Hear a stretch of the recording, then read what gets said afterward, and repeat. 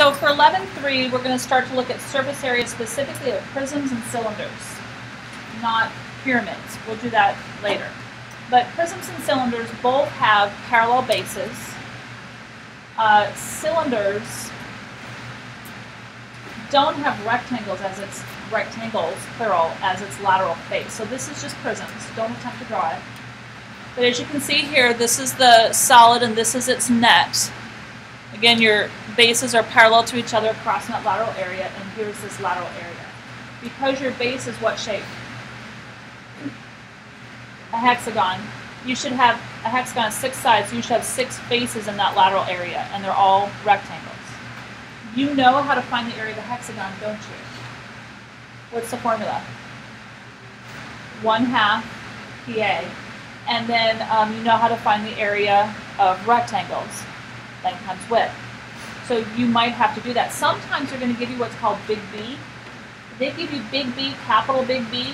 They're giving you the area of the base. You're jumping up for joy because if I have to find the area of a hexagon, it's a lot of work, isn't it? So we like it when they give us big B because we just have to multiply it by 2 because we have 2 bases. And then it's easy to figure out these so long as we know what the side lengths of that hexagon. And typically the hexagon's going to be regular, so all of those widths of those rectangles are going to be the same. Notice this altitude, so you might want to write that down. The altitude, or the height of a prism, is always the distance between the parallel bases. They will not always sit this solid on its bases. Sometimes they're going to turn it this way. You still have to figure out, well, what are the 2 faces that are parallel that are different from the lateral faces? Now, it's harder to find your different bases when you're looking at a rectangular prism because all the sides are rectangles. But here, since it's a hexagonal prism, you've got 2 hexagons that are clearly different from the other rectangles. So even if it's this way, you're going to trace your finger from base to base, and that distance is the height of the prism. They love to turn them sideways. We're going to use the following area. So instead of using the nets, you go ahead and write this down. So they're just showing you how this formula was derived. So on this particular net, the lateral area, and they've named each of the sides of the hexagon as A, B, C, D, and E. So they just took A times the height, B times the height, C times the height, and so forth. So they had 6 of those. Since they all have an H in common, we pulled the height out from each of them. And A plus B plus C plus D plus E plus F, isn't that the perimeter of the base? Isn't this right here the perimeter of the base? Isn't it going around the base and adding up all the sides? So lateral area is big P, H. You need to write down that big P represents the perimeter of the base. H is the height of the prism, which is the distance between the 2 parallel bases. That's just lateral area's pH. For total surface area, we have to take that lateral area of pH, and don't we have to add the area of the 2 bases? Remember I said big B represents the area of the base? So please put off to the side that big B equals area of 1 base. Why do we have a 2 here? How many bases are there? There's 2 bases. So this is the lateral area.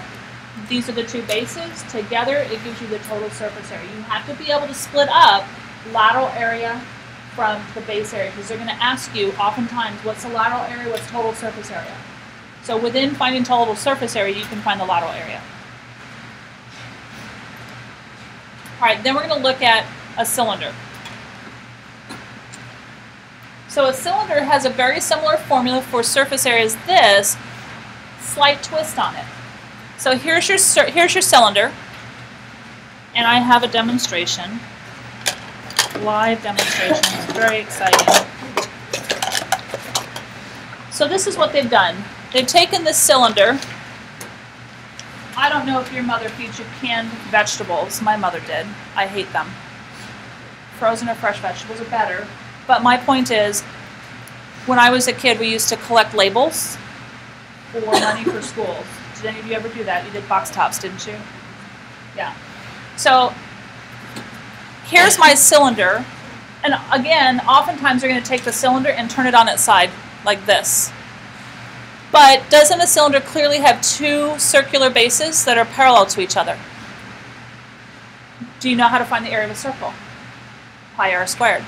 And then the center of the circle is right here. Out to the outer edge is your radius. So sometimes they're going to give you the diameter. Sometimes they're going to give you the radius of that circular face. But this right here, remember, if your bases are the circles, your lateral area is the outside or the label of the can, right? If I peel and cut the label down the middle and peel it off, what shape do I have? One rectangle. And so that's what they're showing you here. This is the label on the can. It is a rectangle. Isn't the length of a rectangle length times width? Well, think about this length of the rectangle. Right here, this length. What is it doing? It's going around what? What is it doing? It's going around the what? The circle. So this length right here is going around that circle. What is that on the circle, the outside of the circle? Circumference. So the length of this is actually circumference. And isn't that the formula for circumference of a circle, 2 pi r? And the height, remember, of any prism or cylinder is the distance between the two parallel bases. And so from here to here, as I'm tracing it, from here to here, that's the distance between the parallel faces. So that's the height of your label. So to find the area of that lateral surface area, what they're calling the curved surface, is length times width. So 2 pi r times h. 2 pi r h. There's your lateral area. There's your pH. But instead of p, they're using 2 pi r because that's the circumference of the circle. You should be writing this down if you haven't already. And then what's that represent? If this is lateral area, what's this? The area of the bases, right? What's the area of one circle? Pi r squared. Don't get it confused because it looks very similar to the circumference formula, doesn't it? But what's the 2 there for? You have 2 circular bases. So you want to know that this is your specific surface area formula for a cylinder. The 2 pi r h is the lateral surface area. The 2 pi r squared is the 2 bases. Notice that lateral area in both formulas, and both of these are on your Ames reference sheet, have a what in it? What do they have in common? An h. So the part of the formula that has an h is your lateral area. Your Ames reference sheet will not tell you what part of that formula is lateral.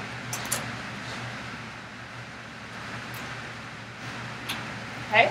So then take your study guide and flip it to the 11.3 side. Question. I can't hear you, speak up. The what? The axes. Oh. The axes is just the height. Don't worry about axes. I'll never ask you about that. Because sometimes this can get moved and called oblique, and we're not going to look at oblique. Don't worry about axes. It's your height. Okay, so then let's look at your study guide. So your study guide, highlight your 2 formulas. Those are important. So you've got total surface area of a prism and total surface area of a cylinder. So as we stated before, this is lateral area and this is lateral area. I like to use LA for lateral area. They use just L. And remember that big B equals area of base. Big P is perimeter of base. So your bases are very important. And obviously over here, R is the radius. And H I'm not going to rewrite, but it's your height on both of them.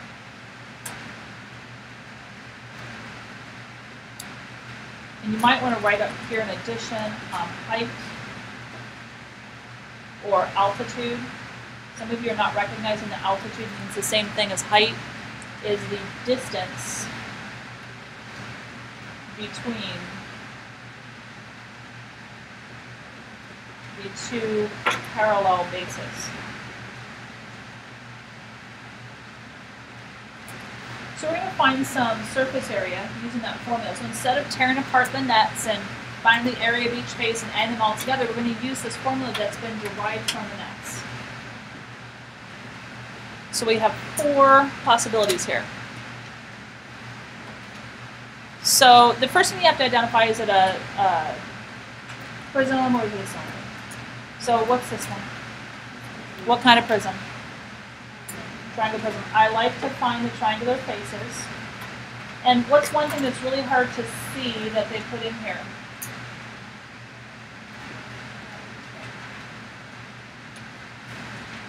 Didn't they put a right angle here? It's not the best of them. Am I seeing that correctly? Or am I just crazy? I just drew all over mine. Yes, so that's a right triangle. Does that look like a right triangle to you?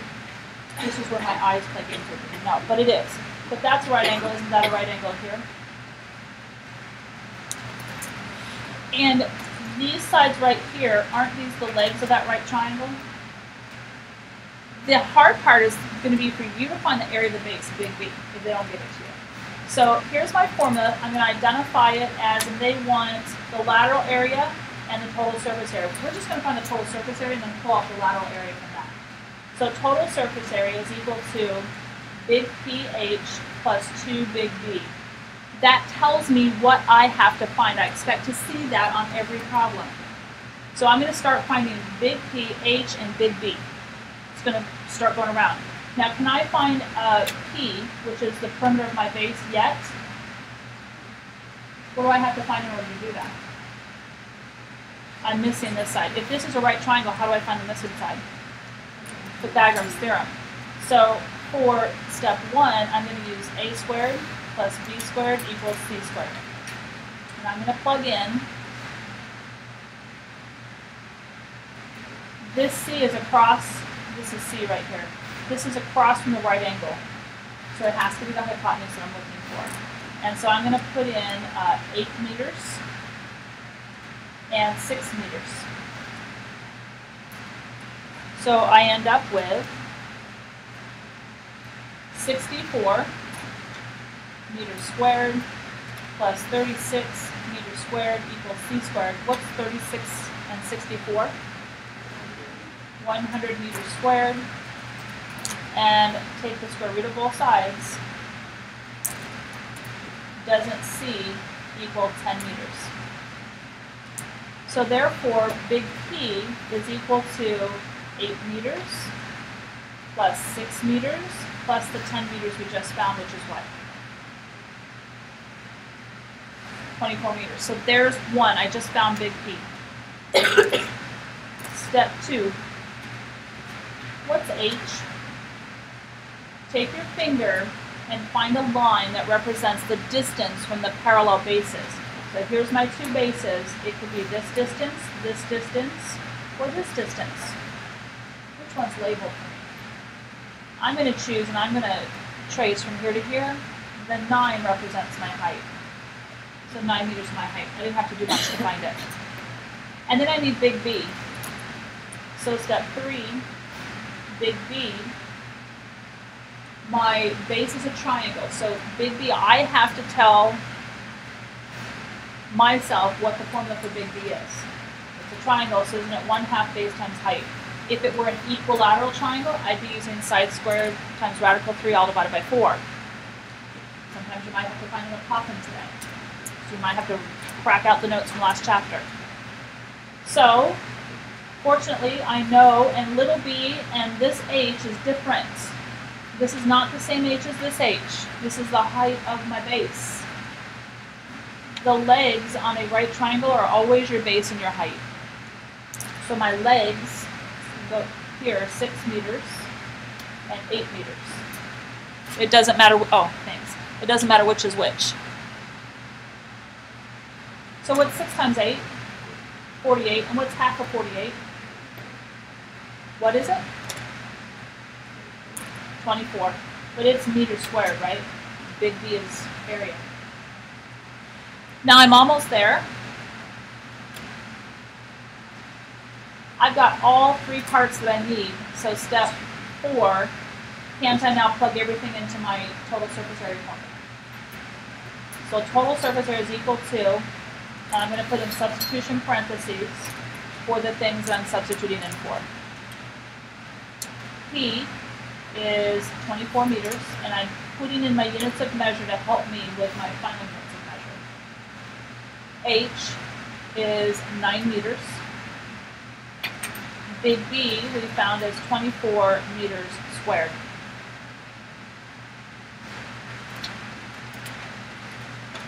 So do the math. 9 times 24. 216 meters squared. Plus 2 times 24 is 48 meters squared. Are they like terms? Yep, so you can add them together. So total surface area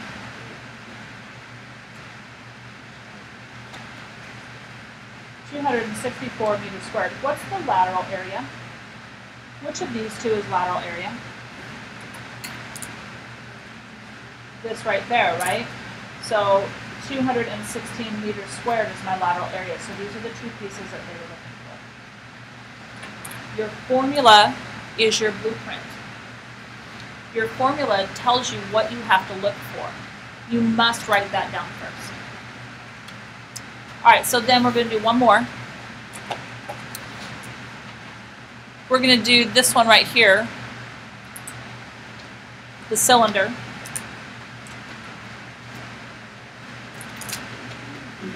So then over here is going to be my cylinder work.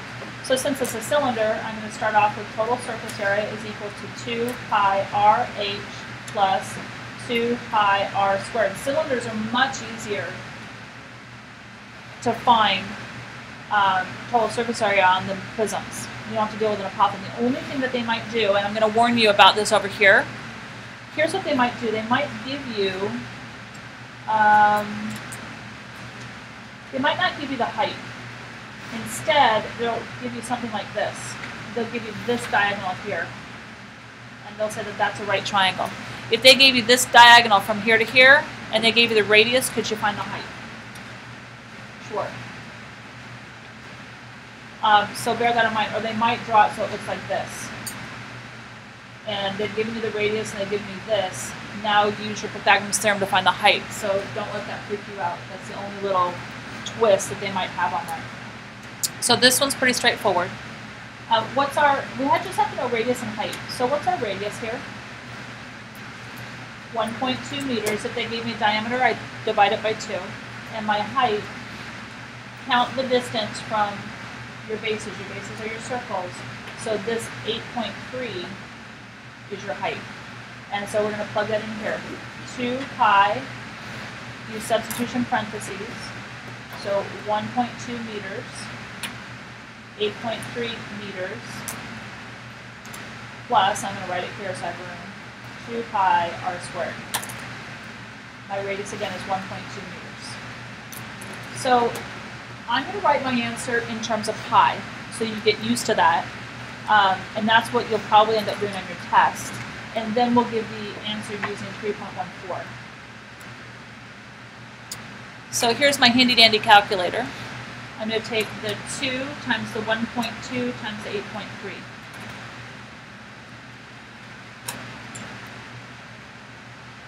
And so I get 19.92. But it's pi, and it's meters times meters, meters squared, plus.